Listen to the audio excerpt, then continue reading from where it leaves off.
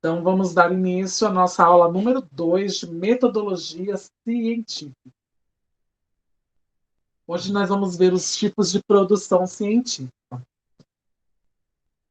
A gente vai conhecer as técnicas e métodos de pesquisa científica, definição e caracterização das etapas de uma pesquisa, né, científica, apresentação das normatização para trabalhos. Nossa, tá muito difícil. Da normatização para trabalhos científicos. Caracterização e elaboração de resumos e resenhas. Né? Então, primeiro, o que é uma pesquisa científica? A pesquisa científica é toda aquela pesquisa no qual pegamos um experimento, observamos e relacionamos os fenômenos que a gente aplica nele. Tá? Então, isso é uma pesquisa científica. Né? Ela difere, né, do conhecimento comum, onde, por exemplo, eu sei que limpar a janela com jornal é bom, né? Só não precisei de um conhecimento científico. Alguém falou isso para mim, minha avó falou isso para mim.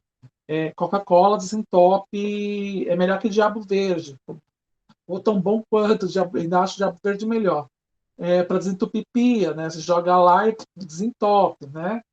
Então, isso são conhecimentos que vão passando para a gente. A gente aceita porque viu o que aconteceu mesmo. E beleza. Agora não. Pesquisa científica é toda pesquisa no qual pegamos um experimento e aliás, pegamos algo e realizamos vários experimentos para relacionar o que acontece. Né? Então, isso é uma pesquisa científica, onde nós não deixamos o nosso senso comum falar por aquilo. A gente simplesmente vai fazendo as experiências e aí vai relatando o que acontece.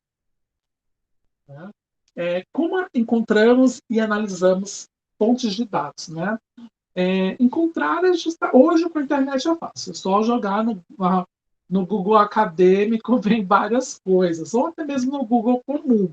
Tá? Para quem não conhece o Google Acadêmico, ele é um Google igualzinho, só que ele faz só pesquisa de trabalhos acadêmicos. Né? Ele vem com o nome de scholar.google.com, tem em português, e quem vai lá no Google, tem lá no mais, é só clicar em mais, aparece lá acadêmico. Ele é, é o mesmo mecanismo de busca, só que mais focado para atividades acadêmicas, né? Artigos científicos, teses, dissertações, trabalhos de TCC, trabalhos de TCC não, porque o TCC já é um trabalho. Então, isso é a pesquisa é, acadêmica, né? São os documentos acadêmicos. Só que é só isso? Não. Fontes de dados, é tudo aquilo que você pode extrair informações e que possa relacionar. Né? Então, até mesmo um dito popular escutado por alguém é uma fonte de dados, né? Dependendo da pesquisa que você for fazer. A gente tem os livros, tem os filmes, documentários, nós temos jornais, revistas, então tudo isso é uma fonte de dados. Então, as fontes de dados nada mais é que o local onde você pega determinada informação. Existe diferença entre resumo e resenha? Existe diferença sim. O resumo é você pegar algo e resumir exatamente o que está lá. A resenha, você vai fazer aquele mesmo resumo, mas adicionando conceitos seus, né? Impressões suas opiniões. Isso é uma resenha. O que caracteriza a pesquisa como essa que se relaciona como método científico e seu produto, que é o conhecimento. Então, a pesquisa é para você fazer um registro das observações dos experimentos que você faz. Então, a partir dessas observações, você vai gerar um conhecimento específico para aquilo. Então, se eu pegar essa minha água, que está numa garrafa vermelha, né? Não é vermelha, né? Acho que, sei lá, grenar, enfim, e colocar uma luz para ver como é que é a refração dessa luz, eu vou anotar tudo o que está acontecendo, mesmo que eu não concorde com aquilo que está acontecendo, porque a ideia não é concordar com aquilo que está acontecendo, é relatar o que está acontecendo. Então, caracteriza a pesquisa justamente isso, você realizar experimentos e relatar que com aquelas provocações aconteceu determinada coisa, né? E de que forma a pesquisa pode ser adotada como princípio educativo? Ela pode ser adotada porque alguém fez esse tipo de experiência e você pode fazer comparações com outras pessoas que fizeram aquele tipo, ou até mesmo com a sua experiência realizando determinada coisa, exatamente igual, ou até mesmo aplicando novas fontes de experimentações. Então, ela vai ser adotada como princípio educativo para isso, para formar novos conhecimentos. A gente pega um conhecimento para poder, às vezes, desmembrar para formar um novo, né? Algo que vai agregar ou aquele mesmo ou vai formar um novo, né? Vai desmembrar literalmente. Então, tipos de conhecimentos é a forma de explicar os fenômenos das relações humanas e estão organizados em senso comum, conhecimento teológico, conhecimento filosófico e conhecimento científico.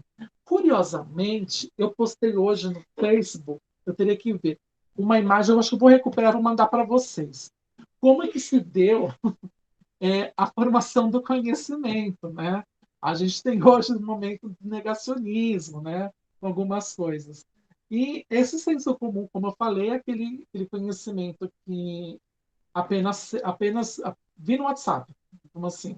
Alguém me falou na internet. O curioso, vou até dar um pitaco que eu estou na internet, eu já estou na internet há 25 anos, né? Meu primeiro acesso à internet, que eu tinha acesso em casa, eu lembro que eu pagava acho que R$ 50, era muito dinheiro. Só posso dizer isso, era muito dinheiro. R$ 50 por 20 horas. E naquela época, em 95, 96, 98, 2000, as pessoas falavam, eu vi na internet tal coisa, mas você viu na internet, isso não é confiável. Hoje, a gente recebe as coisas pelo WhatsApp e diz assim, não, eu vi no WhatsApp, como se aquilo fosse uma validação de algo, e não é. Eu vou dar um exemplo bem engraçado, que aconteceu curiosamente hoje. Né? A gente teve aquela fala horrorosa de uma professora da rede estadual, falando que a menina lá que foi estuprada, né? E ela já sabia muito bem o que ela estava fazendo, afinal de contas já tinha relação sexual com o cara há 4 anos, e que ela estava gostando e podia ter sido muito bem paga para isso, né? E porque ela era contra o aborto e tudo mais.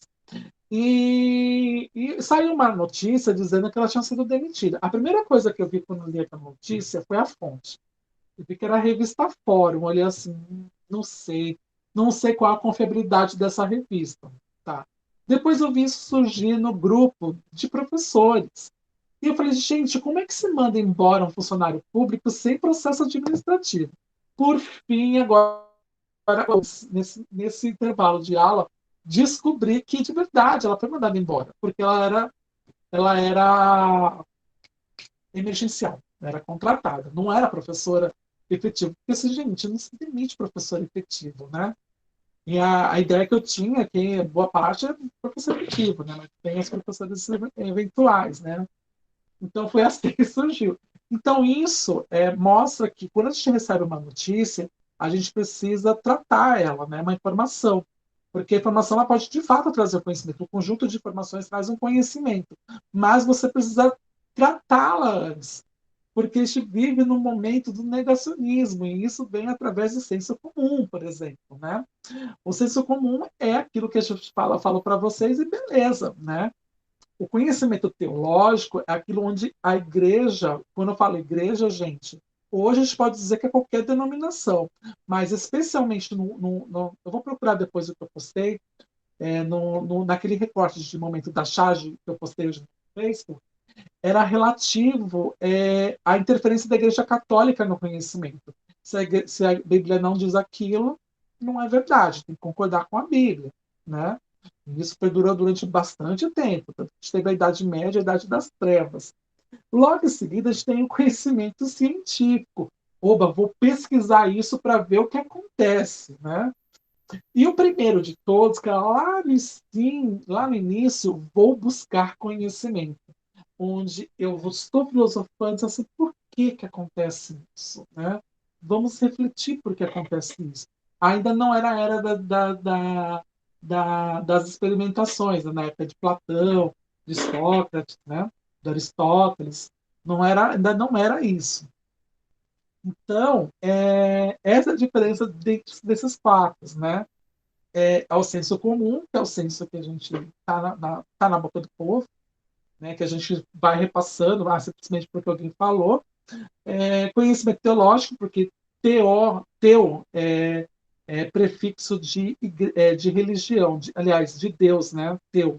Né? E Deus não é o Deus com D maiúsculo, não, é Deus com D minúsculo, porque pode ser qualquer tipo de Deus, né? Qualquer mito religioso, de qualquer denominação religiosa. Inclusive, lá o hinduísmo, que é um sistema de religiões, pode ser até mesmo dos muçulmanos, do Alá e tudo mais. Então, é um Deus com D minúsculo. Né? Vem o conhecimento através de escritas sagradas, né? Escritas tidas como sagradas. Conhecimento filosófico é aquele que vem através da observação, que você vai filosofando sobre. E o científico é quando você faz os experimentos.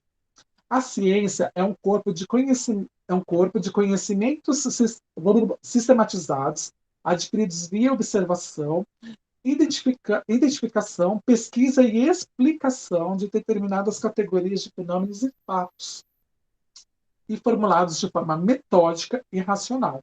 Então, quando a gente faz essa observação e vai aplicando vários experimentos, a gente está aplicando uma ciência, né? E a gente vai aplicar determinados métodos, por isso que é metódico, tem método que para isso aconteça. Vamos pegar como exemplo uma receita de bolo. Lá, para poder fazer um bolo, eu tenho que ter determinado bolo, vai, bolo X. Lá, eu tenho que ter aqueles ingredientes e tem que ser naquela medida mais ou menos exata, porque senão desanda o bolo. Quem faz bolo sabe disso. E tem que seguir um método, um modo de fazer, para poder chegar e ter que ser racional, porque eu preciso daqueles produtos, exatamente daqueles, senão eu sei que vai solar, por exemplo, se eu não colocar a quantidade certa de fermento, ou vai solar, vai explodir, ou se eu colocar muita farinha, vai ficar muito maçudo, enfim. Então, ele precisa ser preciso para que ele esteja gostoso, a gente tem que agir com racionalidade. E é isso que é a ciência. A ciência vai fazer exatamente isso. E é tanto metódico, qualquer pessoa vai poder reproduzir exatamente a mesma coisa que você fez e vai dar aquele pelo menos o básico daquele experimento, né? O que foi observado, vai dar pelo menos alguma coisa que daquilo vai ter que acontecer, porque senão não dá certo, né? Igual como eu falei, para fazer uma receita de bolo, né? E a ABNT? A ABNT é o terror de quem faz trabalhos acadêmicos. Eu amo a ABNT. Desculpa, mas eu amo. Que é a sigla de Associação Brasileira de Normas Técnicas. Na realidade, a ABNT ela rodeia a gente em tudo. Aqui, por exemplo, na minha casa, na casa de vocês, nós temos normas ABNT para a forma de energia elétrica. A gente tem norma ABNT para poder construir a casa. Tem normas técnicas para que isso tudo não desabe. E para que não dê curto-circuito, para que tudo funcione e não caia energia. Então, esse computador, esse notebook, ele segue normas ABNT, né? Essa cadeira que é confortável, por que ela é confortável? Porque ela segue uma norma padrão para que isso aconteça, né? Então tem uma norma, uma forma no Brasil de como produzir isso. Então a mesma coisa vai acontecer com os trabalhos acadêmicos. Tem um formato específico dado para essa associação. É uma entidade privada sem fins lucrativos, responsável pela normatização técnica aqui no nosso país.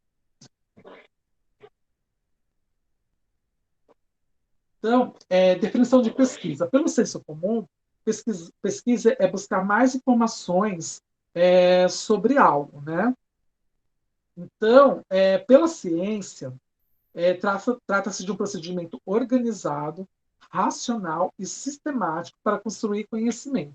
Então, lembra que eu falei agora há pouco da notícia? A primeira coisa que eu fiz quando eu recebi aquela notícia foi pesquisar em grandes portais. Naquele momento que eu pesquisei, que foi no início da tarde, não tinha aparecido em nenhum lugar. Depois eu coloquei lá, falei para a amiga, nossa, acho estranho, porque como é que vai fazer isso sem, né, processo administrativo? Por quê? Porque eu já sei que pelo sistema normal, quando a gente é demitido em órgãos públicos, você não é simplesmente demitido, você tem que sofrer um processo administrativo, porque é um cargo público, para poder você sofrer uma penalidade, que pode ser a demissão pura, ou a demissão a bem de serviço público, ou a sua ou uma outro tipo de punição, como uma advertência, ou com uma suspensão, ou até mesmo provar que aquilo não aconteceu, né? Então, pelo sistema, pelo formato sistematizado, eu sei que é isso. Até porque, como eu sou efetivo, eu já imaginava isso. Nem bastava pela cabeça que ela poderia ser contratada, né? Então, eu fiz um sistema mais ou menos racional. O que eu fiz quando eu peguei a notícia? Porque veio pelo senso comum, veio uma informação. Fui lá buscar ver se tinha mais informação, não achei. Só achei de insights bem X, assim, que eu não conhecia. Mas não tinha nenhum grande portal, né? Que é o que eu uso para tratar informações. Então, como não passou pelo meu sistema organizado, racional e sistemático de como é mandado embora em órgão público, o que eu tratei? Bom, algo está errado. Quando saiu no UOL, quando eu soube que era contratada, aí já entrou num outro sistema para poder tratar essa informação, essa pesquisa. Assim, é verdade. Então, de fato, aconteceu. Então, a pesquisa é a busca de informações e dados que permitam compreender determinado objeto. É uma atividade que visa responder a uma ou até mais questões, mas geralmente a uma. É um procedimento que utiliza metodologias próprias para construir conhecimento com base no método científico. Então, a pesquisa nada mais é que você procurar mais informações. Se for feito de um modo sistematizado, organizado, científico, né? Você vai lá registrar. E você pode criar um método para fazer isso, né? Não precisa ser exatamente o mesmo método que todo mundo, senão você não está produzindo conhecimento, só está reproduzindo o que foi feito, né? Ainda não é senso comum, mas apenas uma reprodução para que você consiga ver aquilo. Ou você vai simplesmente, fulano me falou. Aí é senso comum. Então, como é que é umas etapas do processo da metodologia científica? Primeiro, a gente precisa preparar e delimitar um tema. Então, tem que escolher algo, por exemplo, eu quero fazer pesquisa sobre alunos da rede pública. Só que o que são alunos da rede pública? É muita coisa, não dá para estudar alunos da rede pública. Vamos delimitar esse tema, né? A gente vai delimitar, então, eu quero do estado de São Paulo. O estado de São Paulo é muito grande, não consigo fazer. Vamos delimitar mais ainda. Cidade de São Paulo. Não, Osasco. Grande São Paulo. Grande ainda. Osasco. Grande ainda. É muita escola para poder pesquisar. Então, vou pegar uma escola na Vila dos Remédios. Vai, 10 escolas lá. É muita coisa. Então, vou delimitar mais ainda. Vamos pegar a escola X, né? Vamos pegar lá Nossa Senhora Nossa Senhora dos Remédios na escola. Gente, eu não sei o nome da escola, mas é Nossa Senhora dos Remédios, né? Vamos pegar lá a escola. Nossa, mas a escola tem, sei lá, umas 20 salas, muita gente. Vamos pegar uma sala. Então, isso é delimitar um projeto. Você vai pegar um tema que você quer trabalhar e vai limitar uma quantia específica. Por que eu dei o exemplo, por exemplo, alunos da rede pública? Porque vai ser muito mais a realidade de vocês. Só que a gente não consegue pegar todo mundo. A gente não consegue pegar todo mundo da cidade. É muita gente. Para fazer alguns experimentos, ainda mais a gente que está na graduação, é muita gente. Então você tem que delimitar muito, pegar uma salinha só. Ou até mesmo um conjunto de alunos de determinada sala. Porque vai ficar mais fácil fazer os experimentos. Acredite, até quem faz mestrado e doutorado delimita quem são essas pessoas, né? Ela não vai fazer também várias escolas. Geralmente eles pegam até mesmo uma única sala uma única pessoa, comparam pessoas, poucas pessoas, porque a ideia é preparar experimentos num campo reduzido que possa ser replicado em um campo maior, né? Quer ver um exemplo disso? As pesquisas de opinião. Vocês já foram perguntados por pesquisa de opinião? Eu já fui uma vez. Mas quantas pesquisas de opinião são publicadas, né, por semana? São várias. Ela vai refletir a sua realidade, que está escrito lá? Pode ser que sim, pode ser que não. Eles criam cenários possíveis. Ou seja, para cenários possíveis, respostas possíveis. E aí eles delimitam o que eles querem para saber. E pegam uma quantidade de pessoas X, num lugar X, que vai refletir mais ou menos a realidade que necessariamente não é nacional. Basta um exemplo nas eleições, as eleições presidenciais de 2018. O presidente eleito ele estava na frente em todas as pesquisas, né? Ou seja, onde que foram realizadas as pesquisas? Foi com todo mundo? Não, ele acabou perdendo nos estados do Nordeste, mas ganhou em todos os outros, né? Então isso mostra que a pesquisa necessariamente não precisa ser feita num modo amplo, precisa ser delimitada, algo que possa ser replicado numa larga escala. Como eu falei, do Nordeste, o presidente perdeu, né? Mas ele não ganhou, de fato? É isso, é essa a ideia da delimitação. Para isso, depois, a gente vai construir um plano de ação, né? Um plano, o que, que eu preciso fazer para acontecer aquilo? Eu vou fazer exatamente a receita que eu pretendo fazer. Por quê? Porque eu preciso criar métodos para poder realizar aquela pesquisa naquela delimitação do tema. Tá? E depois disso eu vou executar, né, esse plano. Né? É como se eu fosse fazer um bolo mesmo. Né? Eu vou criar uma receita, primeiro eu vou escrever a receita louca, isso aqui combina, isso aqui não combina. Depois eu vou fazer experimento, vamos ver o que vai sair nessa gororoba. Né? Nisso, eu vou fazer uma recolha de dados, ou seja, eu vou ver, de fato, eu pus tanto disso, deu certo, coloquei isso, não deu muito certo, deixa eu anotar aqui.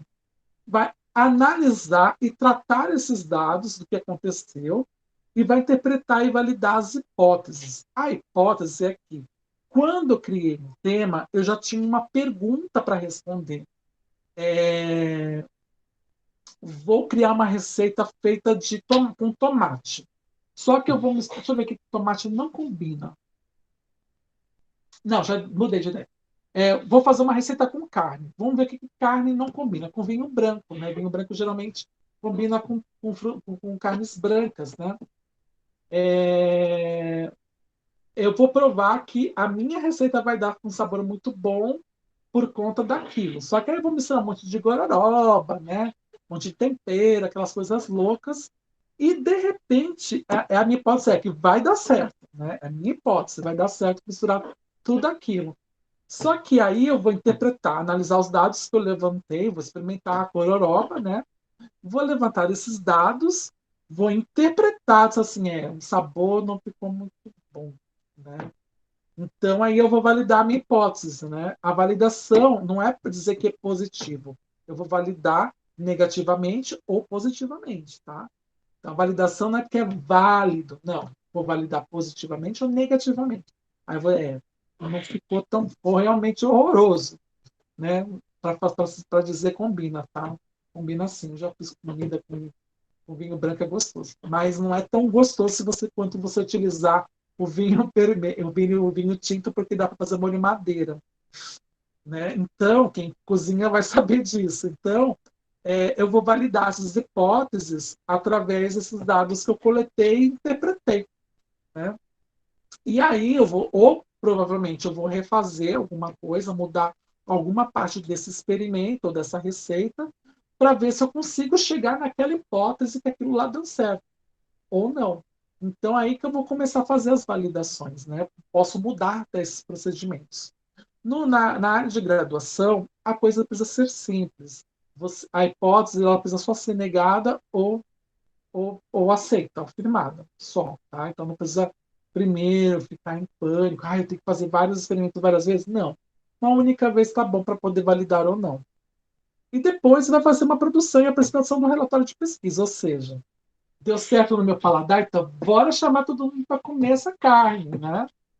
Comi a carne, comi a minha carne. Aí fulano chegou, tá bom, né? Tá bom, né? Para não perder a amizade, eles falam que tá bom, tá bom, né? Ou vai chegar, eu mesmo que sou sincero, olha, tá horrível. E é isso.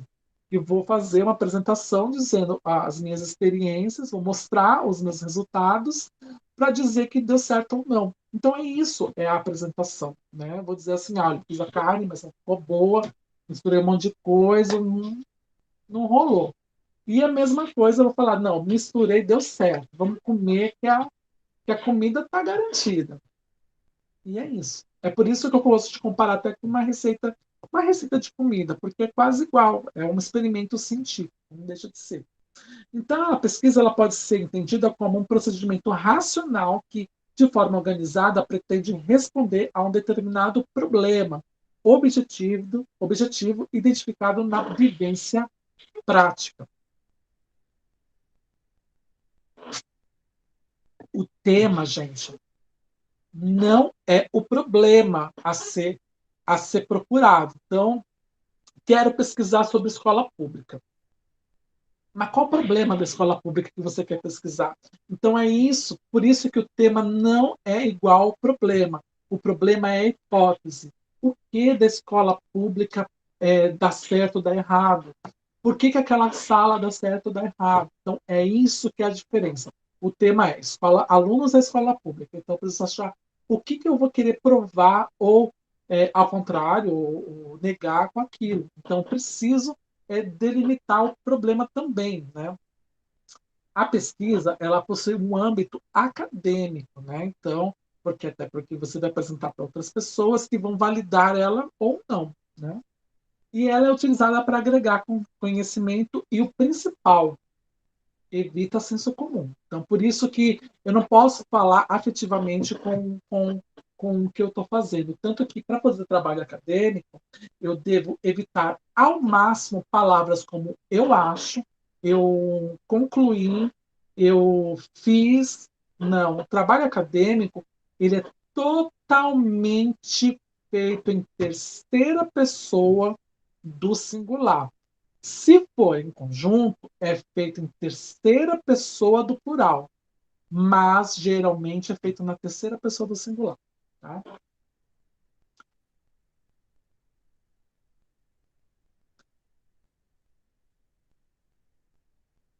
Bom, eu vou ler aqui o título. O que é o trabalho acadêmico e quais são os seus tipos? Né? A pesquisa, vamos voltar para a pesquisa aqui. Ela não é um privilégio de poucos. Ele pode e deve ser realizado por qualquer profissional que conheça e entenda o método científico, né? Quem conhece o método científico? Todo mundo pode conhecer. Como eu falei, a própria cozinha é um método científico, porque a gente faz uma mistura de coisas para dar um sabor. Então, mas a cozinheira precisa entender de métodos científicos. Então, por isso que até ela pode ser, por exemplo, uma pessoa que faz pesquisa. Quer ver uma prova? Muitos chefes de antigamente, eles não tinham gastronomia. Gastronomia é um curso hoje novo, né, da moda e tudo mais. Como é que as pessoas experimentavam e criavam as receitas? Era apenas só para acidente? Não. Às vezes elas faziam combinação de sabores. Né? Como é que elas sabiam que esses sabores combinavam? Através de pesquisas. Então, vou misturar isso, misturar aquilo, para ver se dá um sabor diferente, um sabor que eu vou gostar, ou que as pessoas possam gostar. Então, ele pode ser feito por qualquer profissional que conheça e entenda o método científico. Até mesmo essas pessoas leigas que não foram à universidade, à faculdade, elas conseguem realizar quando elas propõem realizar experimentos. Tá? A pesquisa ela propõe uma construção, como eu falei, do conhecimento. Ela deve ser entendida como um princípio para resolver problemas do cotidiano, né, do dia a dia. Conhecimento ela também vem como forma de intervir na vida prática, ou seja, ela deve solucionar e deixar a nossa vida mais prática. Um exemplo disso, celular, né? O smartphone, ele é um experimento que deu certo e facilitou a nossa vida, né? Muito, facilita muito. Hoje a gente tem internet bem, que a gente consegue fazer pedido pelo celular, a gente consegue ter aula, interagir pelo celular, né? Deve-se conversar com parentes distantes, facilitou, fez muitas coisas práticas. Então, ele deve basear-se em uma teoria, como consultas e leituras de materiais já produzidas sobre o assunto e a delimitação do tema e a definição do problema, né? A gente tem uns exemplos, eu vou postar aqui para vocês. Deixa eu ver. A classificação quanto ao objeto, né? F11. F11. Poxa, não sei. Não sei. A classificação quanto ao problema. Quanto mais, mais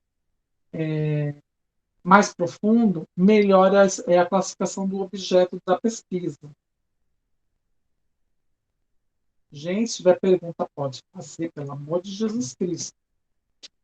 Bom,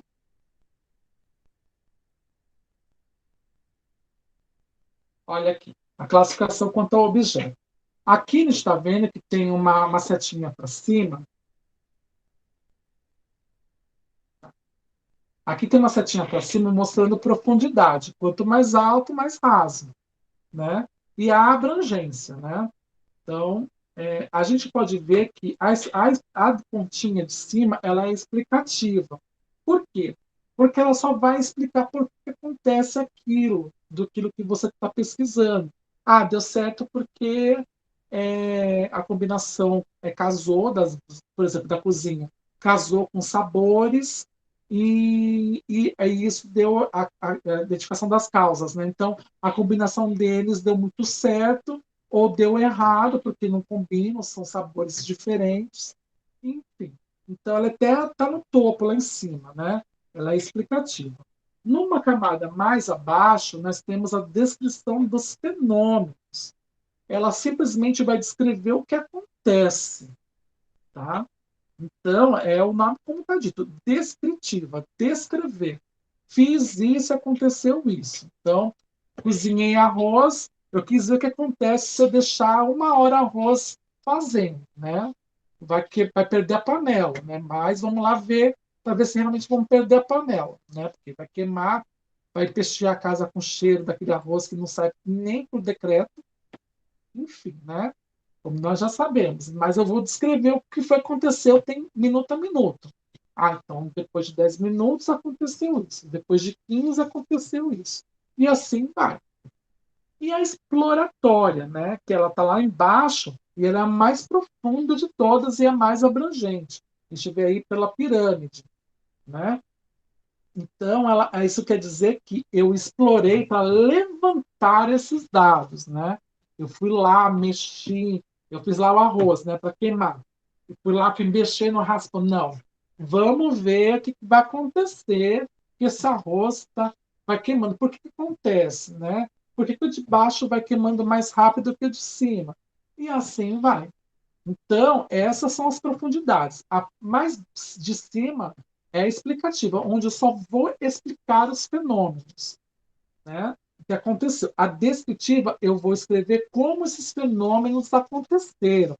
E a exploratória, eu vou explorar como e por que aqueles fenômenos aconteceram.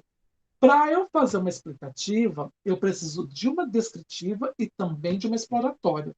É que isso aí, apesar de estar mais ser uma pirâmide, na sua pesquisa científica deve abranger essas 3 áreas. É para vocês verem o nível de profundidade do conhecimento do objeto, tá? E a abrangência. Então, o seu trabalho, maior parte, vai ser justamente a exploratória, depois a descritiva e aí a explicativa. Né? Por que aconteceu aqui?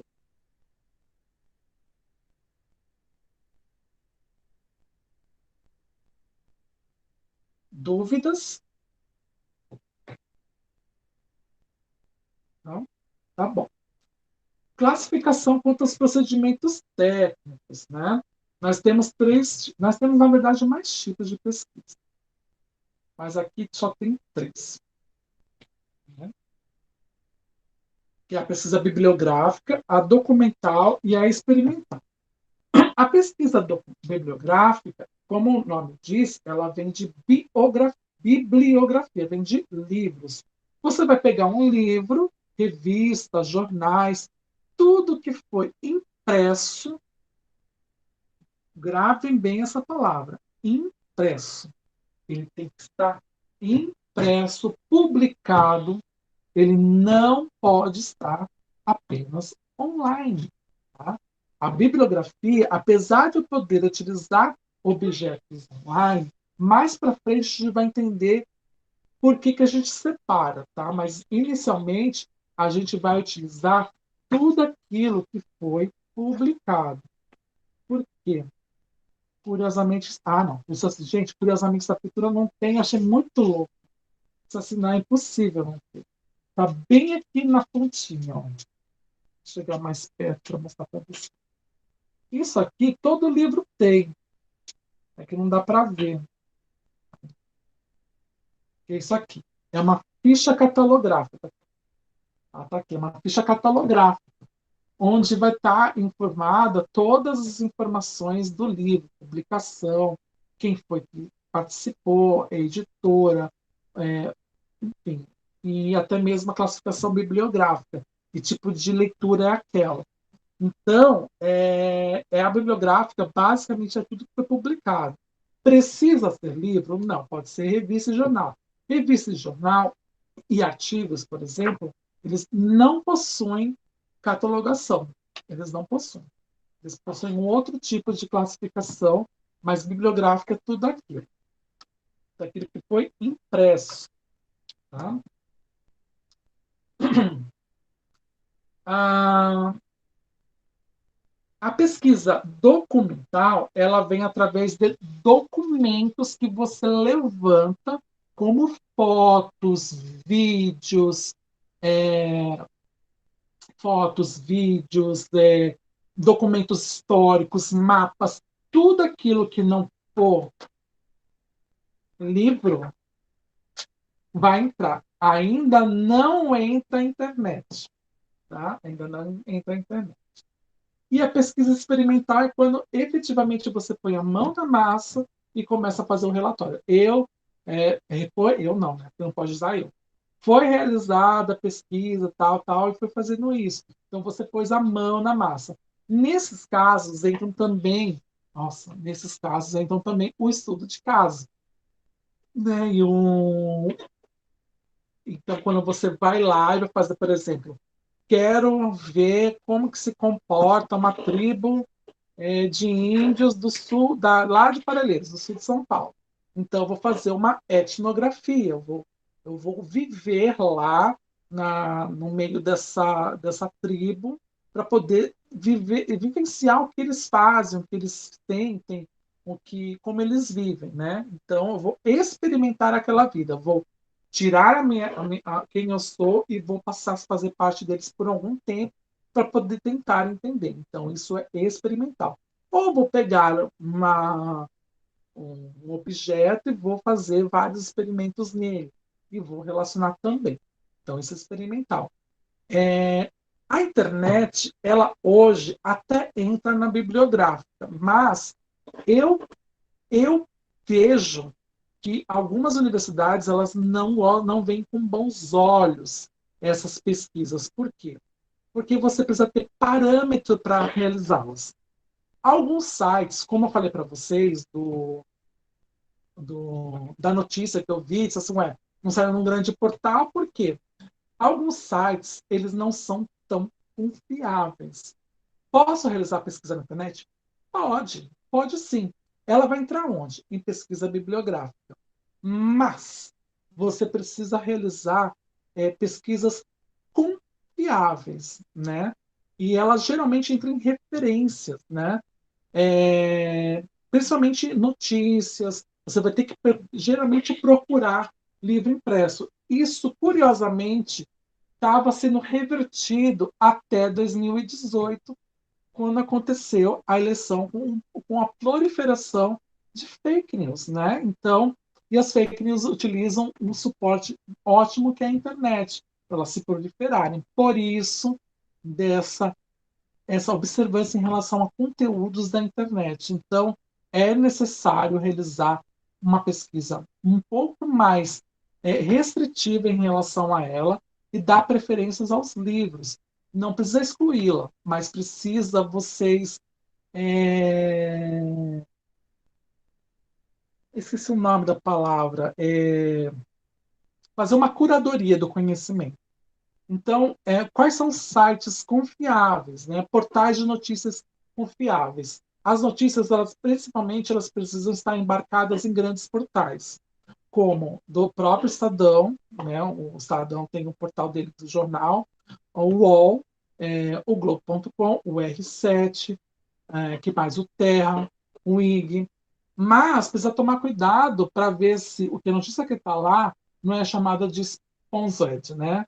Aquelas patrocinadas, né? Então, que não é a publicação do próprio portal. Ele vai para um anúncio que tem, às vezes, um texto científico, só que não, né? Que ele é um texto publicitário que induz, às vezes, ao erro, tá? E também por conta das fake news, né? Então, por isso. Porém, o que é horrível, porque a gente vive num mundo onde a liberdade de expressão, ela conquistou um espaço gigantesco na internet e pode ser muito bem aproveitada. Por isso que na internet, quando vocês forem pesquisar artigos, essas coisas, é necessário que vocês pesquisem no Google Acadêmico. Ali os conteúdos são mais confiáveis. A resenha, como eu falei, ela é um resumo crítico, né? É, e ela é, na verdade, um resumo, a resenha, só que ela está ligada com as impressões de quem está produzindo. Ela pode ser feita na primeira pessoa, não é indicado, não é indicado. Mas ela vai trazer sempre as opiniões de quem está produzindo ela. O resumo, você vai pegar o livro e resumir pura e simplesmente, apenas. Não vou mudar nenhuma das ideias centrais dele. A resenha eu já coloco as minhas impressões. Isso é o principal na hora de produzir resenhas. Porque a resenha, ela exige um trabalho de leitura, análise, síntese e produção textual. Análise, porque você precisa olhar criticamente para aquilo que está escrito. Olhar criticamente, gente, não é um olhar de reprovação. Olhar criticamente é olhar ceticamente. Você vai procurar elementos em você que possam validar ou não aquilo que está escrito. Às vezes você vai ler e vai concordar. Realmente isso de fato é válido por conta disso, disso. Aí você vai transformar, vai sintetizar essas ideias junto com o resumo que você está lendo para poder criar uma produção textual. Você pode indicar ou não uma obra. Uma forma de vocês verem resenhas, sabe onde que é? Em jornal e revista. Eles fazem muitas resenhas de livros e de filmes. Né? Por exemplo, a revista Veja, ela traz toda semana um espaço onde ela faz a resenha de livros, filmes e álbuns, né, CDs, até de televisão. Então, é muito comum, é utilizado bastante no jornalismo, a resenha. Né? A leitura acadêmica, para que isso aconteça, ela precisa funcionar de modo ativo, né? Ou seja, você precisa ler bastante mesmo. Por quê? Porque através da leitura você vai expandir aquilo que você está aprendendo basicamente. O que vocês estão aprendendo aqui é uma coisa básica, não é uma coisa aprofundada, é básica. Mesmo o conteúdo do livro que vocês recebem, ela é básica. A leitura ela precisa ser ativa justamente para complementar isso que vocês estão absorvendo agora. E, mais de tudo, o principal, tem que ser reflexiva e crítica. Por quê? Você não pode simplesmente aceitar aquilo que está escrito. Você tem que procurar sentido para aquilo. Você tem que refletir aquilo. e criticar, olhar ceticamente para ver se de fato é aceito ou não, válido para você. Quando tem vários autores falando que é válido, você tem que ter um argumento muito bom para dizer que aquilo não é válido. Então, isso também é uma forma de você pensar criticamente. Não concordo mesmo que tenha 10, é só que você vai conseguir comprovar se você tiver argumentos muito bons. Então, e a leitura, ela tem que ajudar a ampliar nossa compreensão de mundo, né? A gente tem vários tipos de leitura, né? Os principais são a informativa, que a gente usa para se informar, até mesmo, sabe a fofoca que você, eu quero saber da fofoca. É uma leitura informativa. É uma leitura informativa, né? Você vai se informar com coisas que vão formar você e tudo mais. E a leitura interpretativa, que é o que geralmente vocês fazem quando leem livros, né? Onde tem um pretexto, um texto e um contexto, né? Então vocês precisam montar um cenário na sua cabeça para poder fazer a construção desse conhecimento. Após a seleção do material de pesquisa, quando vocês delimitarem o tema e também definirem o problema, a gente deve organizar, determinar como isso tudo vai ser organizado, as ideias, como vai ser construído. E aí que entra o que chamamos de fichamento. Fichamento é uma ficha. Isso aqui não é uma ficha, tá? Mas é só para vocês terem uma ideia. Vocês já viram, há muito tempo atrás, eles usavam muito essas fichinhas com informações. Geralmente ela é assim, né? Isso aqui é o meu post-it e é assim. Mas ela é assim, que é pautada e é frente e verso. Aqui, por exemplo, é branquinho, não tem nada. É aquelas fichas mesmo. Fichamento vem disso, dessas fichas, onde você vai colocar o nome do livro que você leu e as principais ideias que você encontrou nele. Inclusive algumas informações que você realiza, né?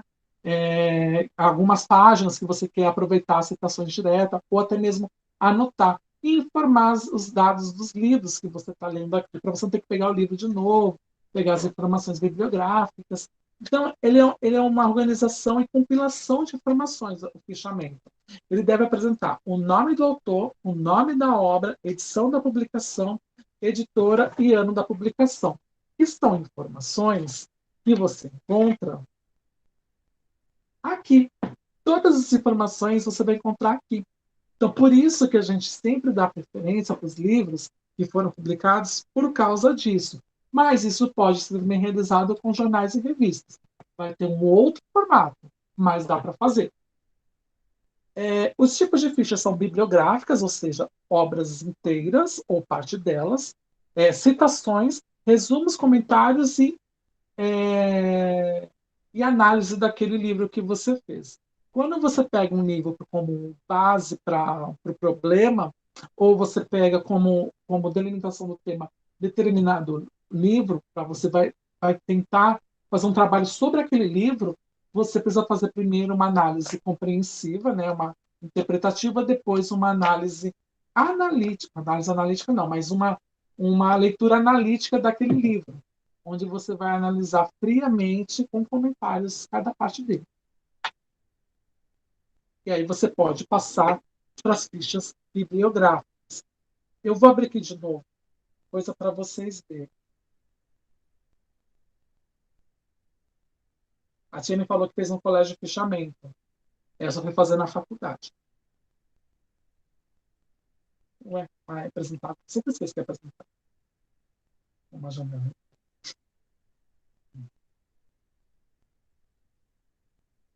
Olha só. Essa aqui é uma ficha, né?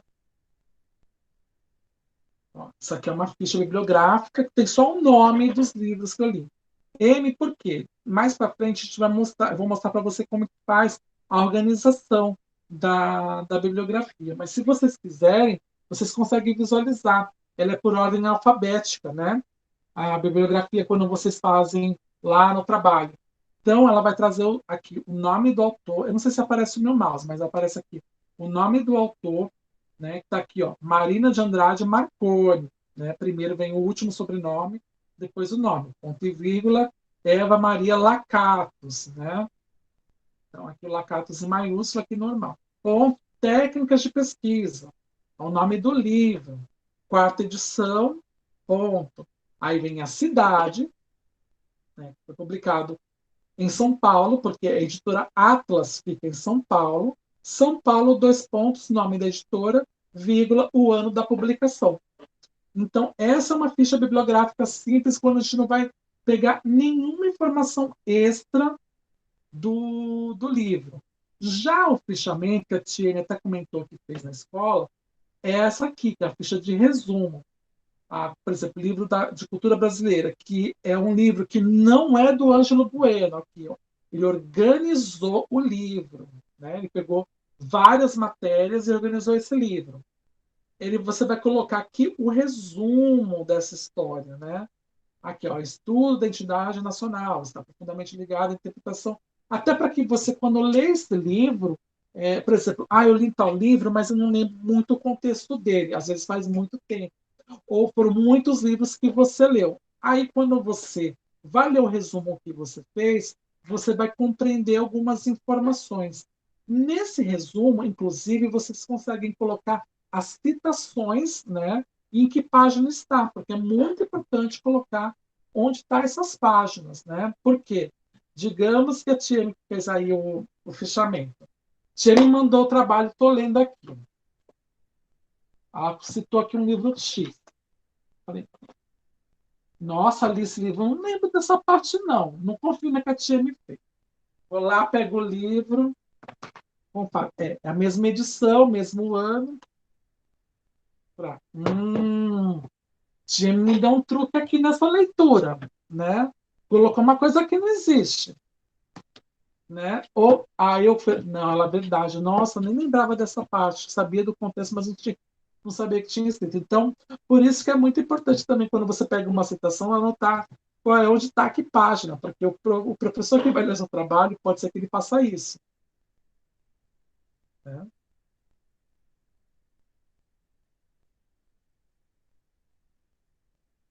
Então, e o resumo, ele vai, como eu falei, ele vai apresentar algo sintético e bem seletivo de um texto, que vai trazer as informações principais. Né?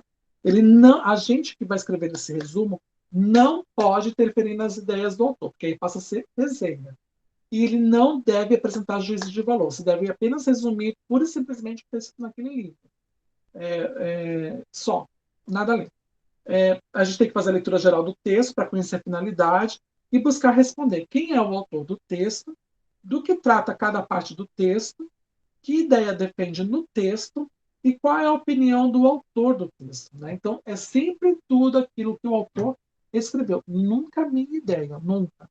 Então, por isso que essas perguntas precisam ser respondidas. Quem é o autor do texto?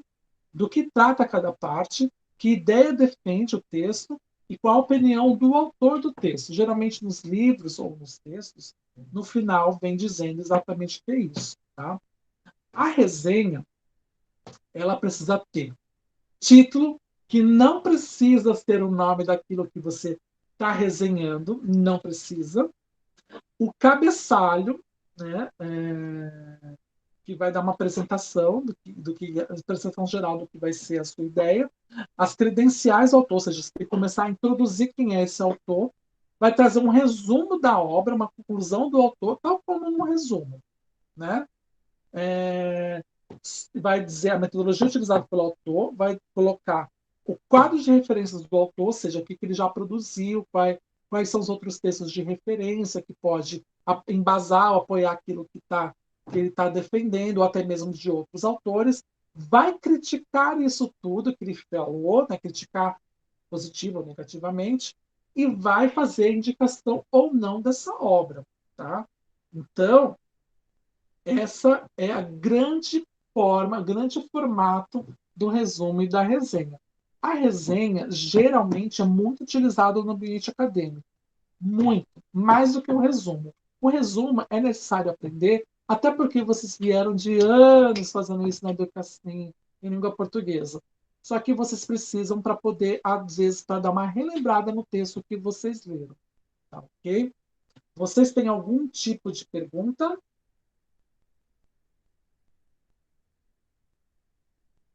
No,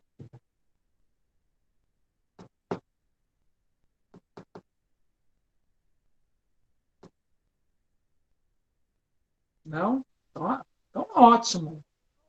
Mas olha, a dúvida mais besta, então pergunta mais não é besta, não existe pergunta dúvida besta. Não precisa ter vergonha, temos que perder a timidez. E olha, detalhe, não parece, mas eu sou mega tímido. Mas ser professor é bom porque é isso, você perde a timidez, você tem que ter a presença de palco, tá bom? Gente, no mais é isso. Vou finalizar aqui a aula. Ó, a Tia me falou que colocou lá no grupo uma foto do fichamento, no fichamento que ela fez, ela guardou. É ótimo, depois eu vou dar uma olhada lá. Mas é ótimo porque isso deveria ser feito até mesmo no ensino. Na verdade, assim, de verdade, a gente tem que fazer isso no ensino médio. Porque no ensino médio, em língua portuguesa, a gente faz leitura de livros, né? E os fichamentos servem muito para fazer estudar para vestibular. E não apenas a língua portuguesa, várias coisas que a gente estuda no ensino médio se podia fichar para dar uma relembrada, tá bom? Mas basicamente é isso. Vou encerrar aqui a gravação.